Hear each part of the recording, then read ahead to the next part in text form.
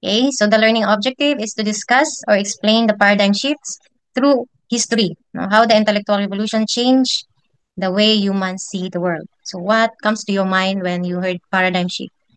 Okay, when you say paradigm shift, there is a sudden, or we can also say slow, no? Pero you can see a change. No, there's a slow or abrupt change in something uh, that was believed what is right, and then suddenly there is a new concept or idea. When you heard the word revolutions, no, there are two words that you can actually get from the words revolution. We have evolutions, we have the changes, and revolt. No, revolt, that means uh, it's not that easy. No, that you propose something new and then it is accepted right away.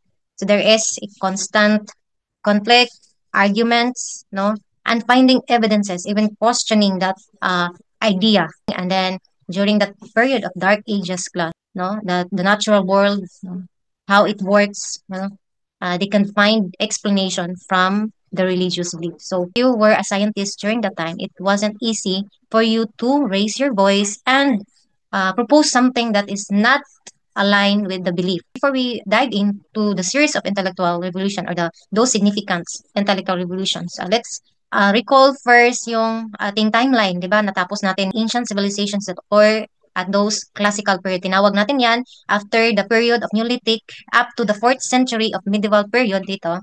That is the classical period. From 5th to 15th century, we call that one medieval, wrong spelling in class, medieval or Middle Ages. The 5th century to 10th century, wala masyadong development kasi they were in the Dark Ages kung saan after the downfall of Roman Empire, no, wala masyadong development ng science. Kaya tinawag natin yang Dark Ages.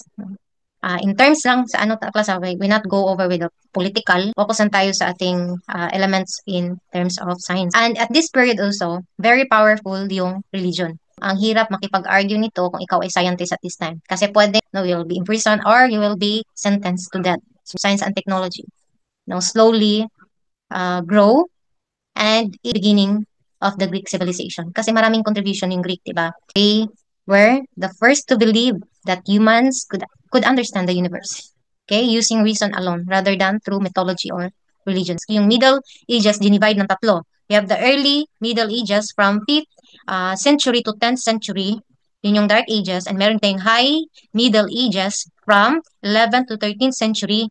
And yung late Middle Ages, 14th to 15th century. So those span of period, mayroon namang improvement, especially after the Dark Ages, massive inventions and migrations, flourishing of the weaponry, navigation, mass food, and farm production. Isa lang pursuit, no, in finding medicine.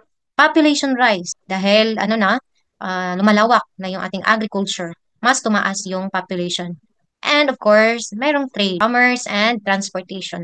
So, in the 15th century, they invented no printing press by Johann Gutenberg. This time, a major breakthrough siya. Mass production of books or newspaper to disseminate information. In the 17th century, we have the discovery of telescope. Early belief nila na the Earth is the center, and through this telescope, no, some scientists like Galileo Galilei, although this was invented by Hans Lippershey, no, improved by Galileo Galilei, yung yung mga theory nila and curiosity nila na nabibigyan nila ng unti-unting kasagutan. Through this, another one in the field of medicine or biology, we have the microscope by Zacharias Janssen. The weapons, there's no single proponent. Pwede natin the exchange of knowledge about what is science of weapons and then improved by other scientists at this period. For example, yung gunpowder natin, no? This is account to Chinese people. Now, let's move to the period of intellectual revolutions. The Renaissance began in Italy, a period of great intellectual and cultural change. Hindi lang sila na-focus ito sa biology, sa astronomy, but also explore in other aspects such as arts, literature, philosophy. And one of the prominent thinkers is Filippo Brunelleschi. He was an architect and engineer. Brunelleschi is famous for his innovative use of linear perspective in architecture and for designing the dome of Florence Cathedral, an engineering marvel of its time. Another thinker is Leonardo da Vinci. He is known for his diverse interests Da Vinci made significant contributions to various fields. No sketches and design included innovations in areas such as flying machines, bridges, and military engineering. So may vision siya that it could be that this designs would be useful someday in terms of pag-build ng machines, bridges, and military engineering. Another one is si Johann Gutenberg. Kanina inano na natin ito. But his contributions traced in the Renaissance period, no? Primarily known for his invention of the printing press, with this technology advancement revolutionized the dissemination of knowledge and played a crucial role in intellectual and cultural development of the Renaissance. The period of scientific revolution around 16th o began in 16th to 18th century. Ano timeline natin na si Aristotle, ancient Greek, no? Nasa ano siya BCE pa siya, before Common Era. And then si Ptolemy, no? Si Ptolemy nasa 100 CE. According to Aristotle kasi, our Earth is the center, no? Isa siya sa proponent niyan. Although si Ptolemy ang nag-propose niyan, and Ptolemy, Claudius Ptolemy based that idea from Aristotle. Kasi another is, hindi niya ma-explain yung gravity. Na-observe kasi nila bakit nalalaglag yung mga bagay. For example, yung nahulog daw ang isang bagay, is natural lang daw yun kasi bumabalik siya sa kanyang original position. Kaya lang hindi mapaliwanag ng Aristotle anong puwersa iyon. So yun yung unang idea ng ating ancient philosophers, no, in explaining the solar system. Now, Copernican, he was the enabler of the scientific revolution because of his opposition with Claudius Ptolemy. Okay, si Claudius Ptolemy is a famous philosopher and astronomer, stated that planets as well as the sun and the moon move in circular motion around the earth. And this was accepted almost 1,500 years. So, ganun katagal na tinanggap ang kanyang idea. Okay, geocentric model pala yan. 16th century, Nicholas Copernicus, a Polish mathematician and astronomer, challenged the Ptolemaic model. He introduced a new concept known as heliocentrism, where the center is the sun. Sino ba si Galileo? His achievements in astronomy, physics, and mechanics were groundbreaking. He improved the telescope, made observations that supported the heliocentric model of the solar system. Another scientist is Johannes Kepler. He proposes the laws of planetary motion, revolutionized our understanding of the solar system. His mathematical description of planetary orbits provided crucial insights into celestial mechanics, and he published his book on the revolutions on the celestial spheres. Idea niya na the Earth moves in an elliptical orbit. That the Earth moves in the elliptical orbit, and which is true. Ito yung fact natin ngayon, no? Okay? Now, second law, he also proposed that orbiting object will take same amount of time to travel between point A and B as it takes travel to between points C and D. So yung distance, no, kung mas malapit ka sa sun, no, mas ano ka, mas mabilis yung pag revolve. Okay? Now, the third law, the square of a planet's orbit times its proportional to its average distance from the sun. Kepler and Galileo use mathematics in computing. Later na din si Isaac Newton, no, with the foundations coming from Galileo and Kepler. He uses the idea, of Galileo and Johannes Kepler in formulating his law of motion. First law, we'll not go over with this. Ito yung formula. And then the second law and the third law.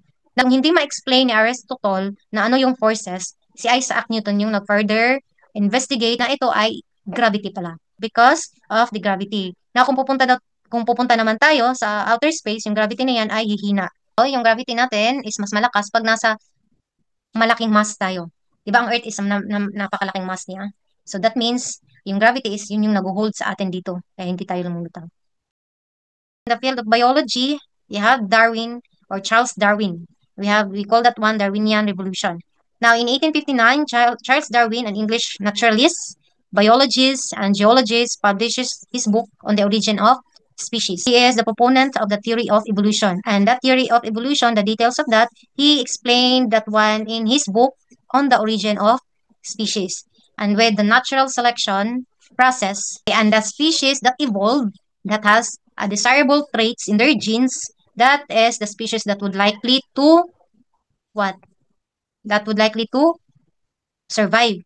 Okay, now hereditary and natural selection. We call that one natural selection. And then the idea of adaptation. And we can also understand that by his concept of survival of the fittest. Those traits that are naturally selected would likely to survive and reproduce a species that have acquired or had acquired a certain desirable traits. When you say desirable traits, ito yung traits na mas desired for survival. Kumbaga, nag-fit in sila sa kanila, nakapag-adapt sila. So, okay, that is the survival of the fittest. Okay? That doesn't mean the strongest. No, hindi siya pwedeng kung fittest, sasabihin natin, dapat ikaw strongest. Kasi anin mo yung strong mo kung hindi ka naman nakapag-adapt. Di ba? For example, the dinosaurs. They have this aura and physical features na malalaki. No? Kumbaga, kung in terms of forces, no, mas stronger kung other species. But how come their populations gone extinct? Kasi they don't evolve the traits that can adapt to the changing climates. Kaya masasabi natin yung dinosaurs, yung genes, yung lahat ng species nila, hindi nakapag-adapt. So that means walang nag-evolve of a certain traits, of all the species of dinosaurs na makapag-adapt sa changing climate. Kaya nagan extinct sila. Okay, let's give an example, yung sa human. No, based on theory of evolution ni Darwin, may possible daw na mga species of humans na may mga buntot at may mga buntot na mahaba, maiiksi. But through time, ang species na walang buntot ang nag-survive. No? Yung mga may buntot at saka yung mga liliit ang buntot is hindi naka-survive. Now, what is psychology class? Study of human behavior. Okay. Si Sigmund Freud, he proposed a theory of psychoanalysis. Was able to change people's perception of psychology with his revolutionary theory of psychoanalysis. Proposed three elements of our minds. We have the id, ego, and superego. Just give an example, no? Si id, ito yung conscious or unconscious part of your mind. Unconscious po. Okay. Part of our mind that speaks of our pleasure and desire. Sa food, ano pa? Sa power, sa attention, sa love, no? And also, ano pa? Sexual desire. Now, si ego, this is your reasoning part of your mind. So, ibabalanse niya ngayon yung unconscious mind mo na si id in versus your realities. Now, si superego, ito na yung moral part, no? Moral standard mo in your making of your decision. Now, for example, I have an example here and I want you to answer me honestly in the chat or in the if may nakita kayong 10 million, anong gagawin niyo? Isasauli niyo ba o hindi? For me po, magugulat po sa una. Pero, as I, go on po, magda-doubt po ako dun sa 10 million na yun. Kasi hindi ko naman po alam kung saan po nanggaling. Hindi ko po sure kung nakuha po ba yun sa tamang paraan or mali. Okay, pero ano decision mo, Janela? Um, After realizing that one, so you are, by your answer, you are using ego. Okay, you are now inspecting the reality of the situation. Pero anong decision mo? Nasa uli ko po. Kasi hindi naman po sa akin yun. And personally po, mas gusto ko pong pinaghihirapan yung pera po na nakukuha ko. Janela, una, no? She used ego.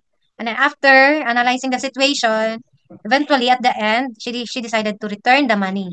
So that is now your super ego dominates. So ganun lang yung ganun kasimple yung concept, no? Ng psychoanalysis.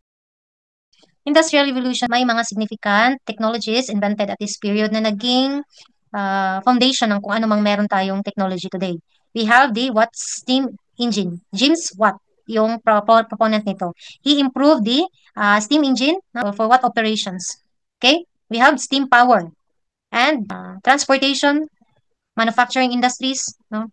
With the invention of steam engines. Ano pa? Ano yung characteristics with this period? Development of machines that would make work faster or more efficient. Interest in thermodynamics rose as a result of the steam engine. Concept of work and power began to be formalized. Si Eli Whitney. Cotton gin yung cotton production, automating the separation of cotton fibers from seeds. Another is the invention of railways. Okay? And this was accredited to George Stephenson, the so-called father of the railway. His idea is the foundation of our railways now. which is very helpful, lalong-lalo na sa mga metro cities. Encyclopedias were the new form of publication. Now, professions of engineer was one of the great inventions.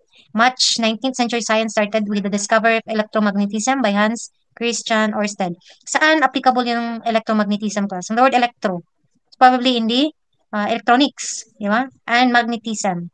Those technologies that uses magnet in their engines. Science and teaching of science underwent several changes. Many new fields of science were born. Science became professional. Occupation of science became a paid profession. Universities developed into centers where science flourished. Teaching of science became linked to scientific research. Okay. Now, publication of scientific information started. Now, scientists started meeting at national science congresses. The idea that science could ultimately explain all phenomena in nature became stronger. The relationship between scientific education and technological progress became fully understood. Technical schools were founded. Okay? Scientific thought was much more generally known by the public. Large number of scientists. Science became much more of a communal effort. Science started having an effect on society directly. The time span between the discovery and its technical application became shorter. Science became highly successful in explaining the nature of matter, mechanisms of chemical reactions, fundamental processes of life, and the general structure of the universe. We have the period, no, 1895 through 1945, 19th century pa rin naman. No? We have pasteurization, petroleum refinery, and telephone and calculator. Well, this is the, some of the technologies being invented. Pakalaka ng role ng petroleum refinery kasi kahit ngayon nga kahit may technology tayo, wala yung silbi pag walang power, 'di ba? Yung cellphone natin pag walang kuryente, yung laptop natin, 'di ba? Yung lahat ng appliances natin, walang silbi pag walang electricity. Quantum theory changed the way philosophers think about the universe. Technology did not remain confined to a large enterprise. There was growth of automobile industry. Electricity revolutionized technology. Laboratories for testing and development of new products were established. Discoveries and invention reached practical applications as a result of World War II. Synthetic rubber, radar, DDTs, this is pesticides, penicillin, fusion and fission, bombs, jet-powered aircraft, helicopter, ballistic missiles, nuclear weapons, and electronic digital computers. Now, science became big. Equipment and instruments were shared. No, interdisciplinary, even larger number of scientists having specialization. Science, science changed the society. Availability of automobile changed how people migrate. Automation allowed many manufacturing processes to be done by less skilled workers. Hence my discussions with the intellectual revolution.